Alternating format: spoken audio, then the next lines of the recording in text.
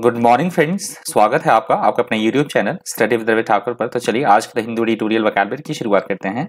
Vocabulary के PDF के लिए आप मुझसे टेलीग्राम ग्रुप पे जुड़ सकते हैं और मैं टेलीग्राम ग्रुप का लिंक इस वीडियो के डिस्क्रिप्शन बॉक्स में डाल दूंगा।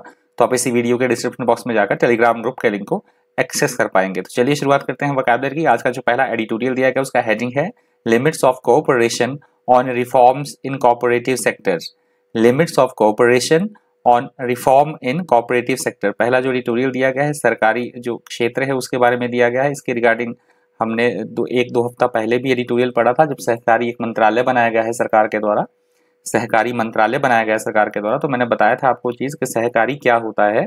जब कुछ एक लोग मिलकर कुछ एक काम करने के लिए इकट्ठा होते हैं, कुछ एक मोटिव होता है उनका, कोई बिजनेस हो सकता है, कोई भी चीज़ हो सकती है, जब कुछ एक लोग मिलकर किसी एक उद्देश्य को प्राप्त करने के लिए काम करते हैं तो उसे सहकारी सभाएं आपने सुना होगा। तो इसके रिगार्डिंग कही गई हैं बातें। इंपॉर्टेंट एडिटोरियल है, जरूर करके इसको पढ़िएगा, बहुत ज़्यादा इंपॉर्टेंट एडिटोरियल है। तो चलिए शुरुआत करते हैं वोकैबुलरी की। आज की जो वोकैबुलरी का पहला वर्ड है वो है रिवाइटलाइज। रिवाइटलाइज रिवाइटलाइज वर्ड यहाँ पे वर्ब की तरह यूज हुआ है। रिवाइटलाइज वर्ड का मतलब होता है किसी भी चीज़ में नई जान फूंक देना, पुनः जीवित कर देना, किसी चीज़ को नया जोश भर देना, नई प्रेरणा भर देना, उसे बोला जाता है revitalise. To revitalize something that has lost its activity or its health means to make it active or healthy again. That is called revitalize. Revitalize के synonyms आप देख सकते हैं revive, rejuvenate, restore और refresh. Revive, rejuvenate, restore और refresh. Antonyms है drain, kill, stop और destroy. Example देख लीजिए, these measures will revitalize the economy. कि जो ये कदम उठाए गए हैं ये हमारी इकोनॉमी को, हमारी जो अर्थव्यवस्था है उसको क्या कर देंगे, नहीं उसमें जान डाल देंगे, पुनः जीवित कर देंगे, जो कि बहुत बुरी अवस्था में इस समय। तो उसको क्या कर देंगे, वो हमारी अर्थव्यवस्था को, हमारी इकोनॉमी में हमारी क्या कर देंगे, एक नई जान फूंक देंगे, नई प्रेरणा भर देंगे, मतलब ठीक कर देंगे हमारी अर्थव्यवस्था को, इकोनॉमी को। अगला हमारा वर्ड है डिलिनेटेड। डिलिनेटेड वर्ड यहाँ पे वर्ब की तरह यूज हुआ है। डिलिनेटेड वर्ड का मतलब होता है किसी भी चीज को प्रेजेंट करना या वर्णन करना, किसी चीज का रेखांकन करना। यदि हम बात लेते हैं बनाना या सीमा निर्धारण करना किसी चीज का, उसे बोला जाता है डिलिनेटेड। मतलब किसी चीज को प्रस्तुत करना, हम किसी चीज के बारे में बात कर रहे हैं डिटेल में, या हम बोल सकते हैं रेखांकन करना, सीमांकन करना किसी का, उसे बोला जाता है डिलिनेटेड। If you delineate something such as an idea or situation, you describe it or define it, often in a lot of detail. That is called delineated. Delineated के synonyms आप देख लीजिए, represented, described, portrayed और depicted. Antonyms है journal, inscrutable और undrawn. Example देख लीजिए, the way to the hospital was clearly delineated on the map. कि जो मानचित्र पे था हॉस्पिटल का, जो रास्ता था वो क्लियरली प्रस्तुत किया गया था, क्लियरली जो है बड़े स्पष्ट रूप से उसका रेखांकन किया गया था। अगला हमारा शब्द है कॉन्टोर्स। कॉन्टोर्स वर्ड यहाँ पे नाम की तरह यूज हुआ है। कॉन्टोर्स का मतलब होता है किसी भी चीज की रूपरेखा प्रस्तुत करना। इसका भी लगभग वही मतलब है जो इस वर्ड का है, ऊपर वाले वर्ड का डिलिनिएटेड का, तो इसका भी लगभग वही मतलब है। कॉन्टोर्स का मतलब होता है रूपरेखा या किसी वस्तु की बाहरी आकृति, आउटर जो उसकी आउटर जो उसका दिखेगा, किस तरह से वो दिखेगा, बाहरी उसकी आकृति किस तरह से होगी, रूपरेखा प्रस्तुत करना किसी चीज की, that is called contours. You refer to the general shape or outline of an object as it contours. Contours के synonyms है outline, shape, line और profile. Antonyms है course, heart, soul और spirit. Example देख लीजिए, I could just make out the contours of the house in the dark. कि मैं अंधेरे में भी जो घर का एक बाहरी जो रूपरेखा है, आकृति है, उसको मैं जज कर सकता था, मैं बना सकता था उस चीज को, जो घर का बाहरी आकृति होती है, रूपरेखा होती है।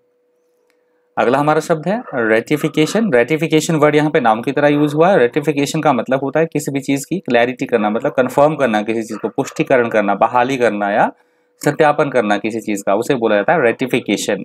Making something valid by formally ratifying और confirming it, that is called ratification. Ratification के सिनोनिम्स देख सकते हैं आप। रेटिफिकेशन के सिनोनिम्स है अप्रूवल, कंफर्मेशन, एंडोर्समेंट और सैंक्शन। रेटिफिकेशन के एंटोनिम्स है रिजेक्शन, रिपील, डिनाइल और डिसअप्रूवल और रिफ्यूजल। ये रेटिफिकेशन के एंटोनिम्स हैं। एग्जांपल देख लीजिए, the ratification of the treaty, किसी तरह की कोई जो संधि है उसका पुष्टिकरण करना, उसका मतलब उसको कन्फर्मेशन करना, जो संधि थी, किसी तरह कोई समझौता था उसका पुष्टिकरण। अगला हमारा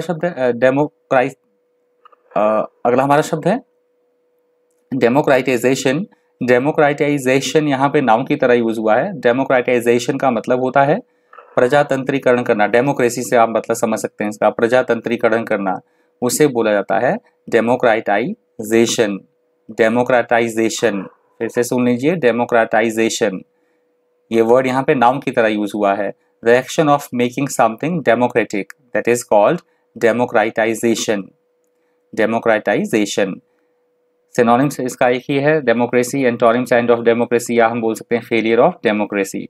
डेमोक्राटाइजेशन के एग्जाम्पल आप देख सकते हैं। It is true that only democratization will make us forward, कि ये बात सत्य है कि जो एक प्रजातंत्र है, सभी लोगों का साथ में जो मिलकर इकट्ठा होना है, जो हमारा प्रजातंत्र है, डेमोक्रेसी है, वही हमें आगे की तरफ, विकास की तरफ ले जा सकती है। आई होप आपको अच्छी तरह से समझ में आ गया होगा इसका मतलब, डेमोक्राटाइजेशन का क्या मतलब होता है। यहाँ से हमारा दूसरा जो एडिटोरियल है वो शुरू होता है। इसका हेडिंग है in search of gold on Tokyo Olympics. तो आज से टोक्यो जो ओलंपिक है वो शुरू हो रहे हैं, तो इसके बारे में बातें कही गई हैं। इंपॉर्टेंट ये एडिटोरियल है, स्पोर्ट्स मोटिवेटेड है, तो ज़रूर करके इसको भी पढ़ लीजिएगा आप। इसका दूसरे एडिटोरियल से जो पहला वर्ड है वो है लस्टर। लस्टर वर्ड यहाँ पे नाउन की तरह यूज हुआ है। लस्टर का मतलब होता है किसी भी चीज़ की चकाचौंध, रौनक, तेज या सौंदर्य, उसे बोला जाता है lustre. The visual property of something that shines with reflected light, that is called lustre. Synonyms आप देख सकते हैं, शीन, ब्राइटनेस, ब्रिलियंस और शाइन। एंटोनिम्स है डिमनेस, ब्लीकनेस, एग्रावेट और बिस्मर्च। डिमनेस, ब्लीकनेस, एग्रावेट और बिस्मर्च, इसके एंटोनिम्स है लस्टर वर्ड के। एग्जांपल देख लीजिए, these pearls had a fine lustre, कि जो ये मोती है, ये जो पर्ल्स हैं, इसकी चमक है बहुत ही ज़्यादा तेज़ है, बहुत ज़्यादा अच्छी है, बहुत ज़्यादा तेज़ हैं ये जो मोती हैं, इसकी चमक बहुत ज़्यादा तेज़ है, तीखी है। अगला हमारा शब्द है इमॉर्टैलिटी। इमॉर्टैलिटी वर्ड यहाँ पे नाउन की तरह यूज हुआ है। इमॉर्टैलिटी का मतलब होता है ऐसी कोई चीज़ जो कि हमेशा हमेशा के लिए रहे, चिरस्थायित्व हो, जिसमें अमरता, उसे बोला जाएगा immortality. An immortal is someone who will be remembered for a long time, that is called immortality. Synonyms आप देख लीजिए, एटर्निटी, डेथलेसनेस, आफ्टर लाइफ और glory. Antonyms immortality, death, dying और फेटेलिटी। एग्जाम्पल देख लीजिए, they believe that the soul is immortal, कि वो इस तरह से विश्वास करते हैं कि जो हमारी आत्मा है वो क्या है, अजर है, अमर है। अगला हमारा शब्द है अल्योर। अल्योर वर्ड यहाँ पे नाउन की तरह यूज हुआ है। अल्योर का मतलब होता है किसी भी चीज के प्रति हमारा आकर्षण होना, अट्रैक्शन होना, उसमें कुछ एक गुण होना जिसकी वजह से हम उस चीज की तरफ आकर्षित हों, उसे बोला जाता है allure. The allure of something और समवन इज द प्लीजिंग और exciting quality that they have, that is called allure. allure के synonyms हैं charm, attract, appeal और seduce. antonyms है repel, dissuade, deter और discourage. इसके antonyms हैं allure word के। एग्जाम्पल आप देख सकते हैं, it's a game that has really lost its allure, कि जो ये खेल है ये अब धीरे धीरे अपना जो आकर्षण है, अपना जो इंटरेस्ट है, आकर्षण है, ये खोता चला जा रहा है। अगला हमारा शब्द है ट्रायम्फ। ट्रायम्फ वर्ड यहाँ पे नाउन की तरह यूज हुआ है। ट्रायम्फ का मतलब होता है, स्पोर्ट्स में इसका मतलब लिया गया है कि किसी भी चीज़ पर विजय प्राप्त करना, विजय या सफलता हमें मिली है तो उसकी खुशी मनाना।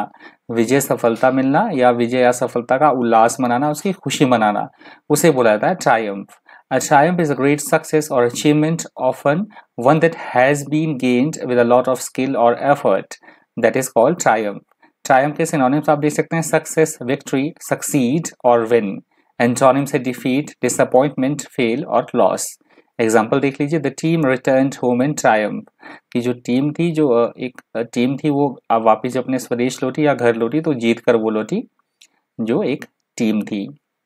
अगला हमारा शब्द है पैथोस। पैथोस वर्ड यहाँ पे नाउन की तरह यूज हुआ है। पैथोस का मतलब, पैथोस वर्ड यहाँ पे नाम की तरह यूज हुआ। पैथोस का मतलब होता है किसी तरह की कोई फीलिंग्स, सुख, दुख अथवा करुणा के भावों को उत्पन्न करने वाला, इस तरह की कोई फीलिंग्स, तो उसे बोला जाता है pathos. Pathos is a quality in a situation, film और play that makes people feel sadness and pity, that is called pathos. Pathos के सिनोनिम्स आप देख सकते हैं, इमोशन, फीलिंग, सैडनेस और पिटीफुलनेस। पैथोस के जो सिनोनिम्स है वो है इमोशन, फीलिंग, सैडनेस और पिटीफुलनेस। एंटोनिम्स है चीयर, नंबरनेस, इलेशन और एंजॉयमेंट। इसके एंटोनिम्स हैं पैथोस वर्ड के। एग्जाम्पल आप देख सकते हैं, well my pathos is personal, so if you will excuse me, कि जो मेरे दुख है या मेरी जो फीलिंग्स है वो थोड़ी सी निजी है, तो आप मुझे कृपया माफ कर दीजिएगा। अगला हमारा शब्द है यर्निंग। यर्निंग वर्ड यहाँ पे वर्ब की तरह यूज हुआ है, और ये यर्निंग वर्ड आज के द हिंदू एडिटोरियल वोकैबुलरी का अंतिम शब्द है।